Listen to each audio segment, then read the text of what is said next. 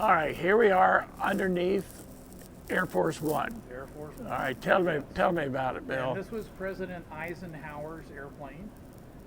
He had this right after, actually, he was president-elect, and they gave him this plane. He flew it to Korea and gave a talk there and tried to end the Korean War and was successful.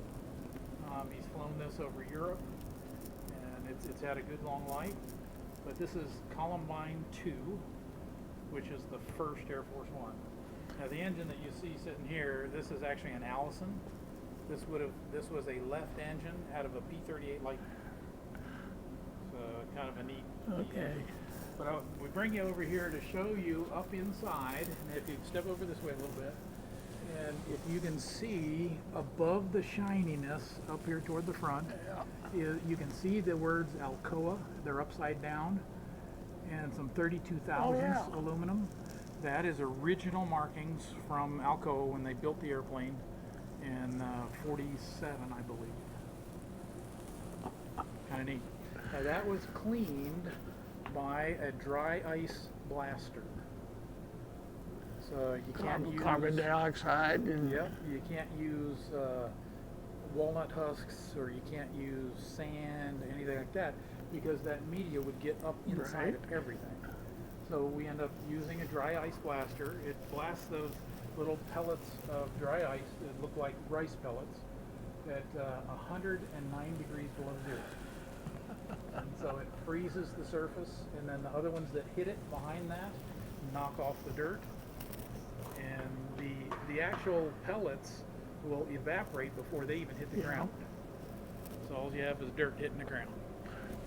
what is this thing over here? This is that big engine. No, that's the one you started up. Yep, this is the one I started up. We for started you. out, I got that. This is just the back side of it. All right. So Yeah, we saw that. on around now, let's look up here. You see the oval looking holes? Yep. There's one there and there's one down there. That's directly up into the fuel tanks. So this airplane had what they call a wet wing. So there was no rubber bladder inside there. They just poured the fuel right inside, right in the wing. All right, and this airplane held 5,600 gallons of fuel. Why was it called Columbine 2? Or is that just... All right, well, Columbine 1, President Eisenhower had while he was a 5-star general in the European theater. Okay. All right, and the word Columbine is because Mrs. Eisenhower, Mamie, did not want her name on the side of the plane. So to honor her still, it is the state flower in which she grew up, which was Colorado. Okay, all right. And that's why it has the name. Now here's something kind of significant.